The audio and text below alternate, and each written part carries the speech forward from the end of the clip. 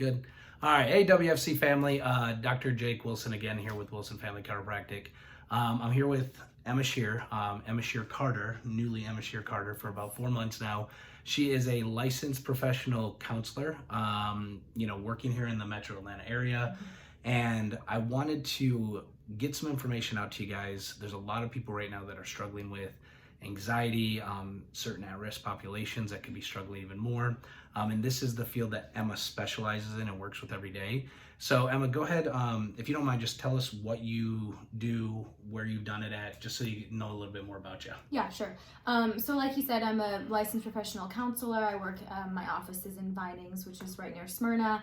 And I'm also a certified clinical trauma professional. So that essentially just means that I have done formal training that has given me a specialty in working with complex and acute trauma, PTSD, that kind of stuff with specific patients.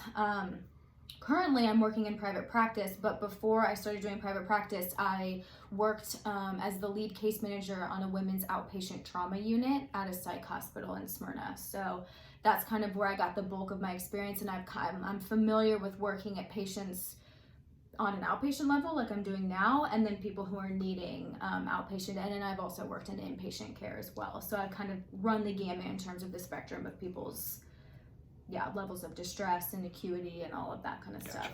And right now we're under stress. There is more stress in the world globally, locally, on our families, than I have ever personally seen, and many people have ever personally seen before. So there is some things that we need to do to manage this. There's some help we might need, and then there's some outreach that can be done if it needs to be done. So Emma, what are you seeing, both in your practice, and then honestly, like you're part of this world, so you're on social media, you see how people are responding, you have friends. What are you seeing right now as far as how people are responding to this? It's kind of also running the gamut. Like there are some people for whom they come in and they're kind of like, I think this is a conspiracy theory, I don't think that it's real. And then there are other people for whom it has been pretty paralyzing in terms of just day-to-day functioning and the level of stress. And I think one of the things too that I'm noticing, and I've noticed this in myself, and I've noticed it also in clients and in just people I've talked to and friends and family, there's been kind of like a very physical response to it. And I was even noticing it in myself, and I feel like, I'm in the mental health field, and I'm pretty good at doing things to manage my anxiety and, distress tolerance and all those things that you learn.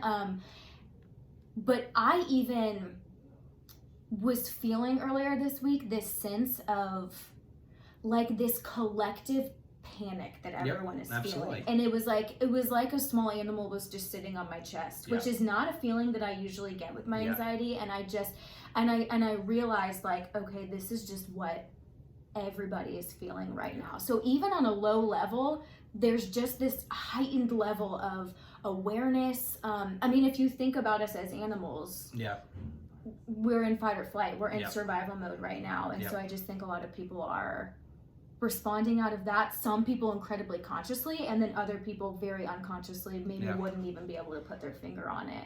And this is something like in here we see a lot of people with new symptoms, pain symptoms popping up. And it's real, like even our patients that seem like they're managing well on the outside, they do have that internal thing that's going on. So we're all here, and I want you guys to stop and just pay attention to this. Like none of this, we didn't talk about this before, but this is exactly what I've been saying with my patients. This is what we're seeing. Like we're all in this together. This is a communal thing. So the purpose of these videos is to get resources out so that people can get help. And then also know that we're here. Like I said, this is a community. We are here for you. We have resources. If I personally can't help you, I can find people. If Emma doesn't have somebody, she can find somebody. Like we're here. We're coming together as a massive community for this to support each other and do the best we can. So, Emma's got tons of real world experience with this. She does it day in and day out. She just telling me about all the people that are coming in on her schedule. Like right now she might be busier than ever, but maybe not. We'll see how this thing goes. But people probably truly need you. But real quick, for the people that are watching this, like, what are you having people do at home? Say I call you over the phone, I'm like, hey, this is bad. I'm having a panic attack. Yeah. What can I do to get out of this? So here would be my hope. Well, ideally, basically the idea that I usually use with my clients is that we each have a window of tolerance, and essentially like distress happens on a spectrum. So it could be like kind of what I've been feeling of, I almost feel this low level anxiety just in my chest and whatever. And then it can go all the way up to panic attack. And there's all these different stages in between. And I think we're so busy in our world as a whole that we don't often stop to actually pay attention. So a lot of times I'll hear people say like, I was fine and then I wasn't. And actually, if you have them slow it down, they realize like, oh, actually there were all these different signs. So if you are having a panic attack, you are at the very top end of the spectrum. Point. Really good point. Once you're in panic attack mode, honestly, all you can really do is write it out. I mean, your body is just kind of responding at that point. And all you can do is try to take deep breaths. It's a it's a nervous system response more than anything else. Though often it can start with, thoughts spiraling and that kind of thing. But so really, I mean, if all else fails, deep breathing. I'll do this thing with my clients a lot of times that I personally like, but I recommend tailoring it to what feels right for you. But I'll do this thing called box breathing, which is essentially just you breathe in for a count of 4 and then hold it for a count of 4 and then let it out for a count of 4, wait another count of 4 and then start again. And what that does is it distracts you because you're counting.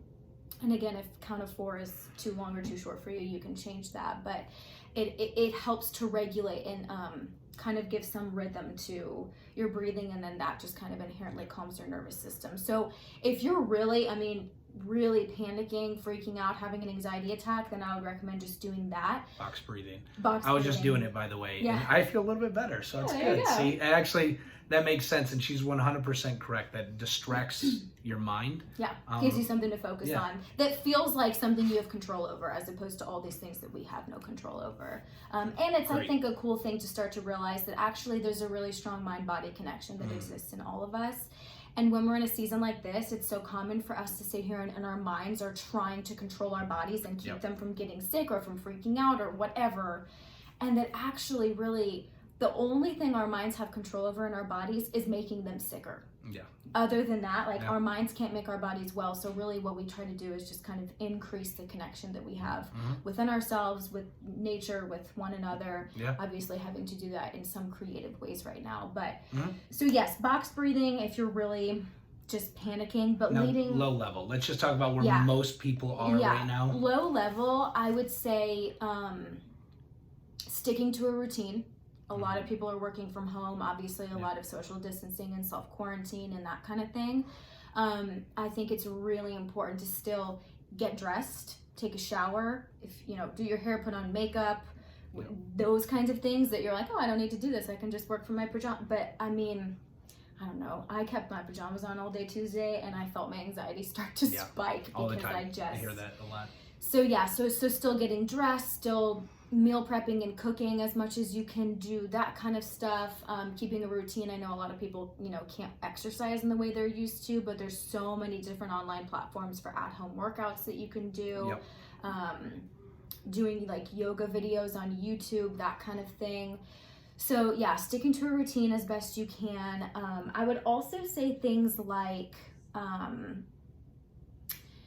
creating space for you to have a free to have fun, honestly, as best you can. And I say that in the sense of there are things that are actually very grounding for us that I'm not going to get into the physiology behind it or anything, but like things like humming. So even just sitting here and just, there's something about the vibrations that actually is very soothing and very grounding and actually releases a lot of blockages. So doing things like humming, singing to yourself, listening to the radio, dancing around your house if you just need some kind of a release. Getting up and moving and walking around. I mean, yes, we're social distancing, but like, please go out in nature and go for a walk around the block even. Because the fresh air, I've noticed this week too, that it's interesting how like when everything feels so out of control for us, it's like you want to look at somebody else and think, okay, well at least things are normal for them. That's and funny. Right now it's normal for nobody. Mm-hmm. So I keep coming back to the one thing that is as it's always been is nature. it's funny you mentioned that, because I will watch my fish tank at my house. I'm like, they don't care about this. They don't care. They're happy that they're in there. Nothing's trying to eat them. Yeah, and there's life comfort is to going it. on, and there is some comfort. Yeah. The pollen, in a weird way, there's comfort to pollen right now because it's happening. Yeah. Even though we don't have control of it, it's just a part of the season. The seasons change, and they always will. This is a season of life for all of us, you know, and this is one that we are in together. We have to get through it. You know, really, it is like Emma said, it's survival mode. Yeah. One thing, and I'll run this past you again, a lot of stuff we're doing right now is just off the cusp, and we'll try not to do too much longer.